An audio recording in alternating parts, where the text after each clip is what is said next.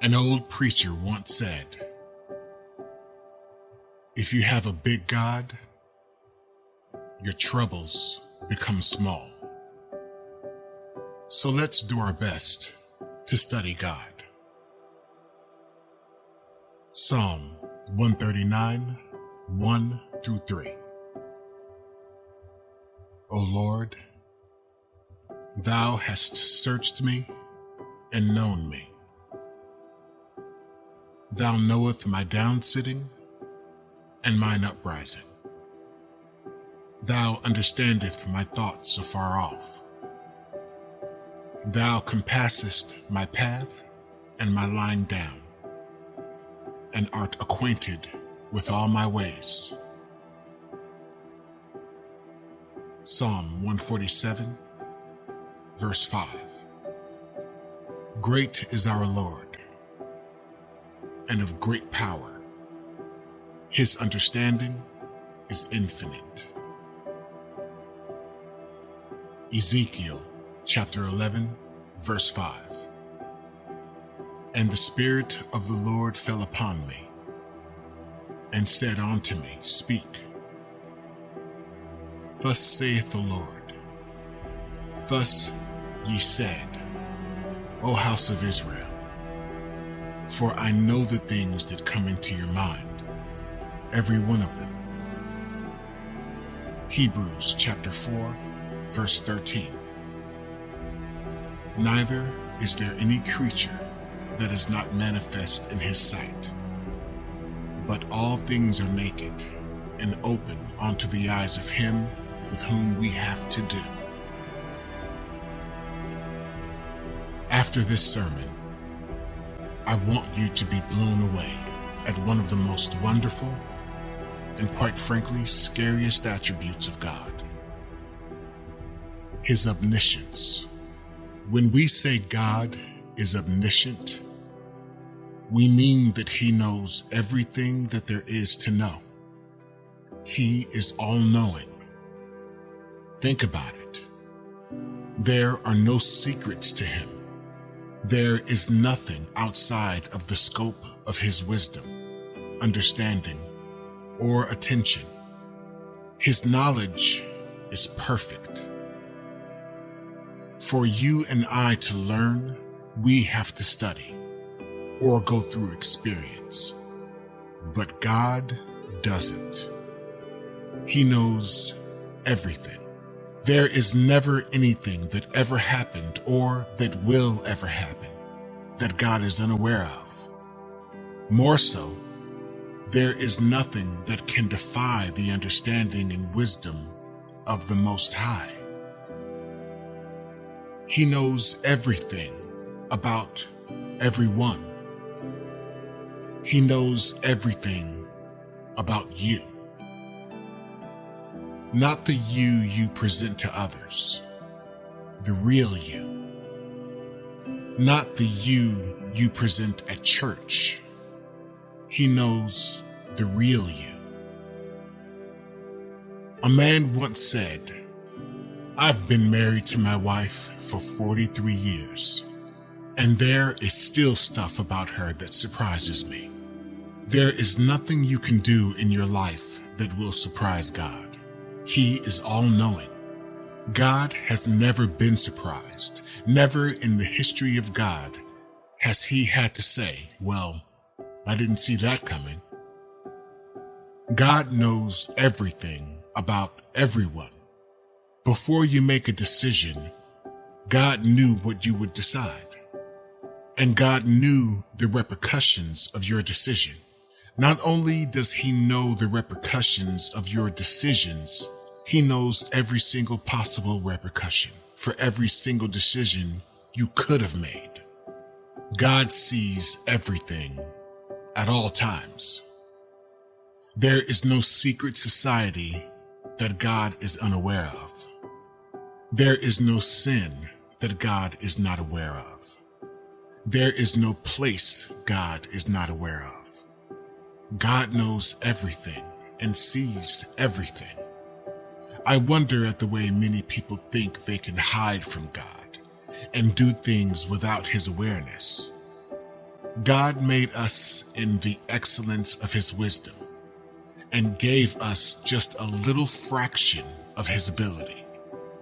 It therefore baffles me how humans think they can make a fool of God with the little fraction of his in them. God does not need to leave heaven to know what's going on in the earth realm. His eyes are everywhere, and his wisdom is all-encompassing. The Bible records that the foolishness of God is wiser than the wisdom of men. We have become so self-efficient and smart as a society that many people think that they've outgrown God. We have billionaires introducing self-driving cars that park themselves. We have artificial intelligence slowly being shifted into our lives. We are all connected by the internet. You are probably listening to me right now through the internet. Civilization has taken so many leaps and bounds and has even moved to space exploration. Through our atmosphere and into the heavens, we are even aiming for the colonization of Mars. Mankind has taken on great leaps and bounds. We are living in a futuristic society. Humanity really thinks it is the apex of knowledge. Slowly and slowly, we can see more and more people believing we as a society have outgrown God. The irony is that we only know what God allows us to know. The wisest people, philosophers, and teachers of the law do not even come close next to the wisdom and power of the Lord. Our wisdom and our intelligence does not compete even on our best days. God is in a league of his own.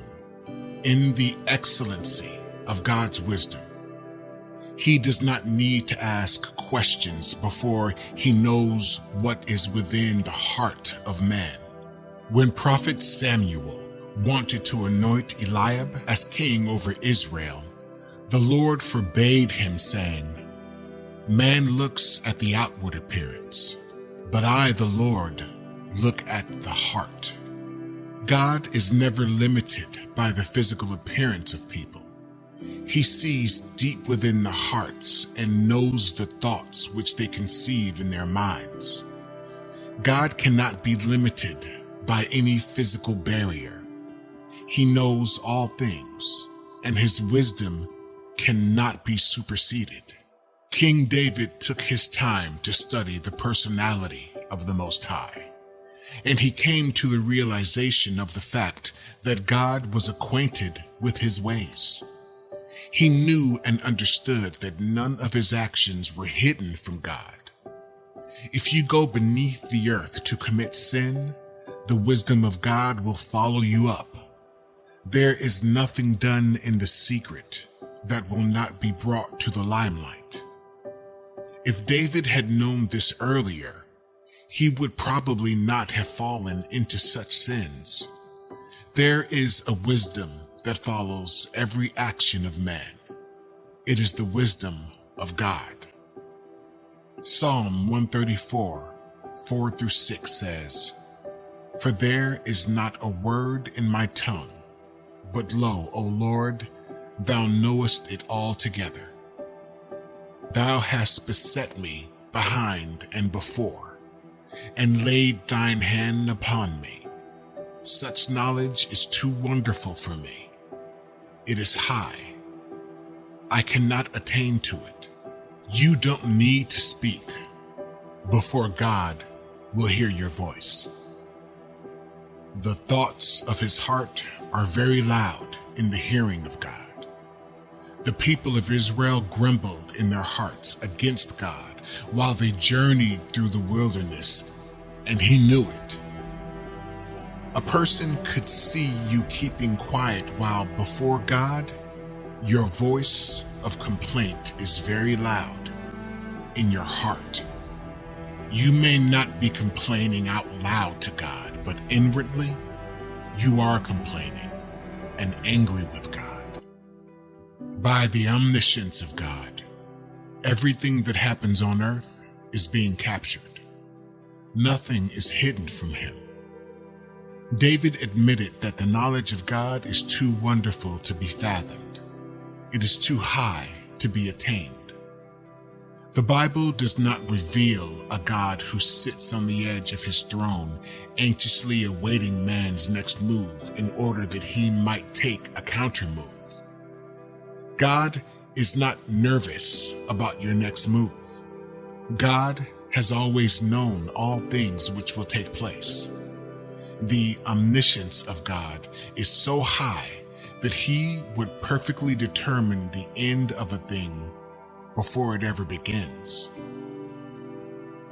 God does not have the feeling of insecurity that many people have. He sits in heaven and does whatever pleases him. He doesn't have to keep moving around like the devil to know what is happening anywhere. The moment the devil thought in his heart to exalt his throne above the throne of God, his conspiracy was uncovered and he was cast out from heaven. The devil thought he had known all about God because of his proximity to the throne of the Most High. He never knew that God's wisdom is enshrined in mysteries. If the devil that had a close proximity to the throne of God was esteemed foolish, how much more a man that thinks he can deceive God would be foolish. Psalm 147, 4-5 talks of the excellent wisdom of God. It says, "He telleth the number of the stars. He calleth them all by their names. Great is our Lord, and of great power. His understanding is infinite." Up till now, science and technology put together has not been able to determine the number of stars that are in space.